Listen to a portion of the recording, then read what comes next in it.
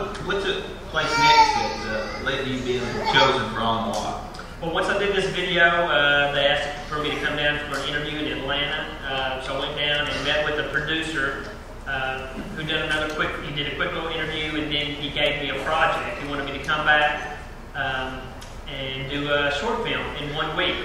And he gave me 3 options. I could do The Moment of Truth, First Love, or I can't even remember what the other one was. But I went with The Moment of Truth. And the movie that I actually did in the week was Bloodborne, which was the second movie that you saw on the watch, the 3-minute film. The concept, Mr. Perry Williams came up with that idea. Thank you, Perry Williams. Loved it. What was funny is Perry told me that idea back at the beginning of the year, and he said, "Man, I got a good idea for a movie." And he told me about this kid has his blood can cure people with diseases. And I was like, "That's genius." I said, "Let's shoot a short film this summer. It'd be so much fun." And once this On the Lot thing came about, the thing's getting ready to die. Yeah. I don't know exactly what I need to do. You leave the DVD player off for 3 minutes. Okay. Just put me behind a camera. Don't put me in a technology stuff.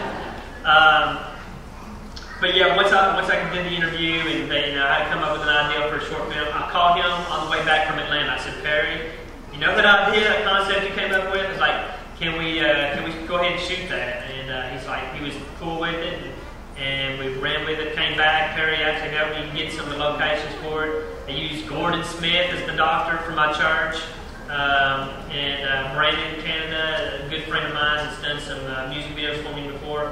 Plays the actor in that. So that's what I came back and did that, and then from that point, they about 2 weeks later, I got another phone call, and that said I made the top 100. They're going to narrow it down to 50, and I'd get a phone call by the end of the week. And of course, I'm like this, on pins and needles all the way, praying, and I got the phone call at the end of the week. Said I made the top 50. Called the wife up. Both did a little bit of crying, you know. And then what was cool about making the top 50 was Steven Spielberg handpicked the top 50 out, and which was, at that point, I mean, that was just an incredible honor for him to see my film and say, you know, take enough interest to say, yeah, let's give that kid a chance. So Steven Spielberg, he knows a little bit about movies, right? He knows a little bit, yes, he does.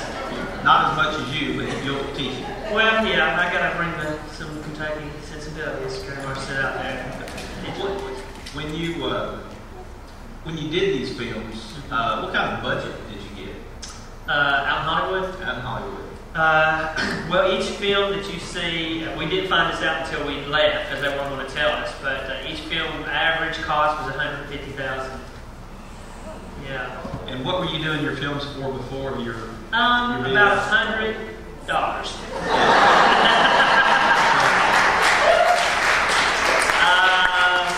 seriously. I mean, the biggest thing I've worked on directed was a video, Saw Your Friend, and that was like a $20,000 budget. So I've worked on a few other budgets a little bigger than that, but nowhere close. And it just blows my mind to think that these 2 to 3 minute short films are spending that much money.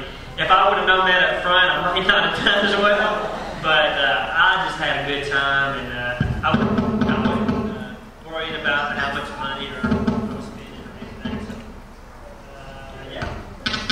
Prior to going out to Hollywood, what kind of equipment were you using to shoot your videos? Well, I had pretty decent equipment. I mean, from the start, when I got into this whole thing, and my wife can attest to it, it's like every week it's like Christmas for me because I'm getting a new package at the doorstep every week. So the way you bought now, but I'm always trying to buy pretty decent equipment. I mean, just to get down to the roots of it, I had pretty decent equipment for, you know, I guess pro standards, and I'm always trying to find the best. I'm always researching, and as much as I can afford, you know, I got pretty decent equipment that I was working with around here. You sure it wasn't not just what you could afford, but what your wife would let you buy? What my wife would let me buy. Thank you, honey. I love you. Yeah. You want to take this opportunity to introduce your wife and family? Cindy Epperson, my wife over here, my manager. Cindy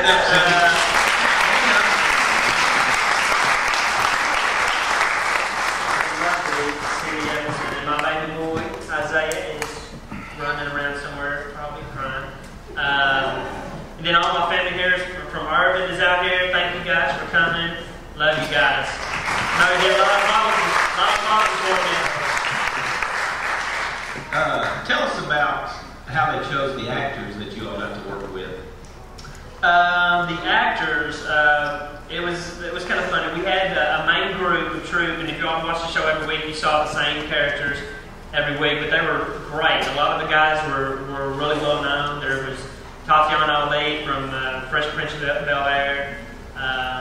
There was the guy from Full House. I can't think of his name now, but he was in there for a few episodes. And the lady from There's Something About Marriage, the actress with the real dark tan. That was Lynn Shay. She was in there, really good. So they had a good group. My favorite actor actually the whole time was Kurt, the guy that was in my Sweet movie. I thought he was fantastic. But they were all super professional people.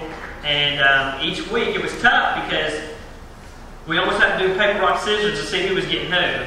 If there was a script that called for specific characters, that we only had 2 or 3 people over 40, and we didn't have any kids. So if we wanted kids, we had to beg and plead to get a kid cast. But it was tough. There was a little bit of arguing going on to get certain people. Actually, for Old Homeboys, I wanted the guy Patrick Kerr, who was the little old funny guy that was in my last movie that blew up. That's who I wanted to play me in Old Homeboys. But this other guy picked him, and I had to go back to just kind of the cast. And the guy that I got was fantastic. It really worked out well. He actually looked like a god. He did a little bit. He was good. A lot of people ask about, the special equipment, the props, the sets. Did they supply all that for you?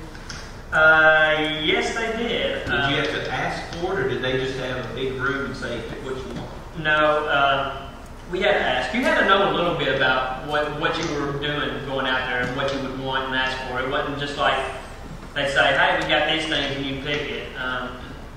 Again, you had to beg, borrow, steal to get certain type of equipment. But we shot on incredible cameras. It was all HD cameras. Even the last week, as a kind of a gift, we shot on a camera that was $500,000. Yes, and it was. I didn't get anywhere close to it. It's like shoot that over there, and I'll be over there. But it was cool. I mean, we did have a lot of access to some pretty cool toys and tools from time to time. But what was crazy, five different guys were always shooting, 5 or 6.